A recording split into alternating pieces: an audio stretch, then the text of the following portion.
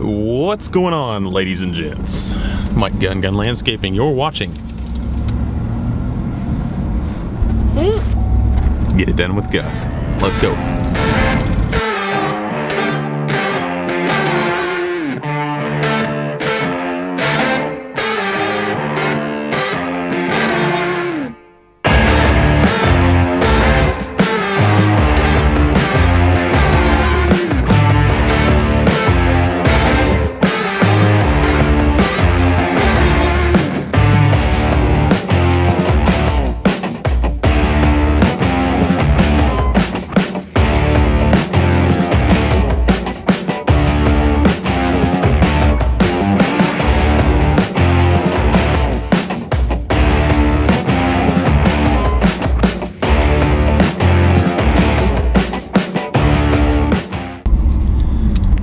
They got her all jazzed up over here at Oak Bay, man. It's looking good. Looking real good at the entrance. It needs a little green grass, but hey, we can only do so much.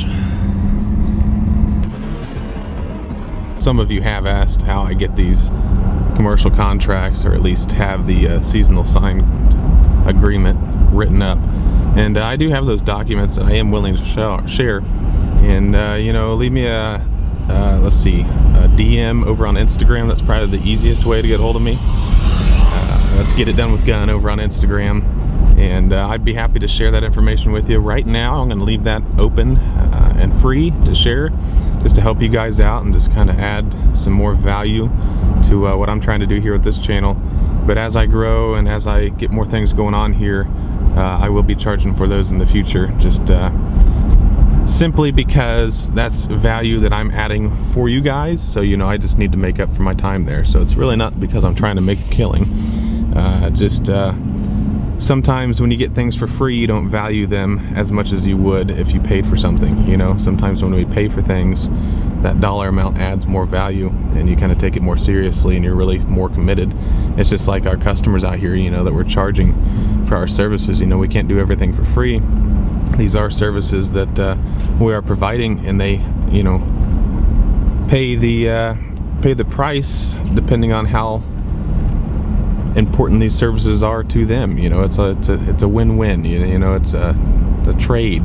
You know, so how much are your services, and how much is your time, I guess is the right way to say that. How much is your time worth to you?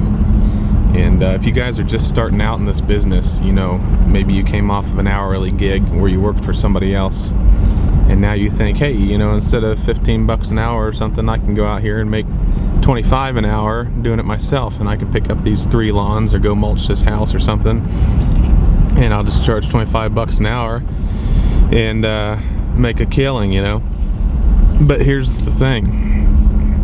Excuse me, but here's the thing. As you grow your business, you're also going to grow your overhead, and that's just the nature of it.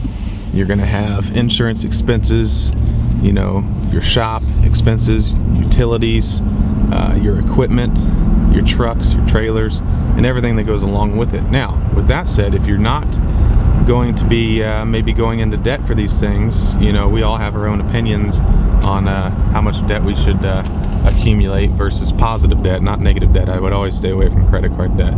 But, you know, positive debts like equipment and trucks and things like that maybe necessarily you don't have the cash sitting in the bank to go buy, or you do have the cash sitting in the bank to go buy, but you don't want to spread yourself too thin on funds.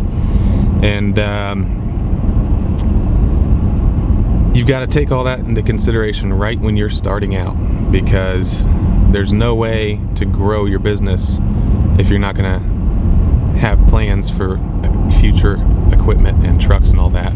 And a lot of guys think that, you know, when they go and buy it cash that they're better off. But listen, if you're not charging accordingly for your overhead of maintaining those vehicles or equipment or trailers or whatever, and you're not taking into account over the years that you're going to be needing to replace that equipment and trailers or whatever it may be, you know, you got to charge accordingly. Because if you want to replace that truck, let's say, for example, 4 years down the road, well, and you don't want to go into debt when you have to replace it, you need to be stocking back cash with each job that you do, basically, to keep it simple, and take that into account. So it's all about your overhead and accounting for that, and then also making money on top of your overhead, you know. So there's a lot that goes into it, guys, other than just going out there and charging for these jobs what you think that your time is worth, you know.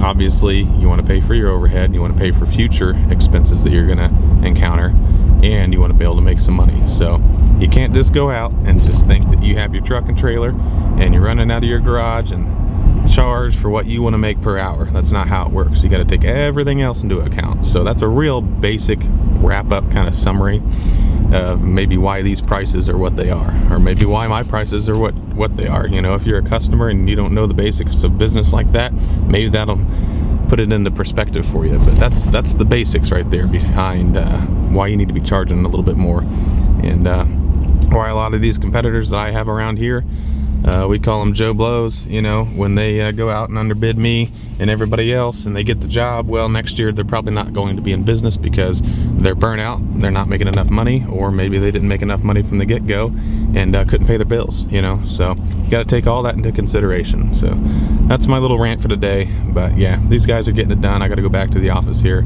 I get some more estimates popped out before 2 o'clock because I got an appointment. So getting it done, guys. Hope you guys are having a good Tuesday, and I'll check back with you tomorrow.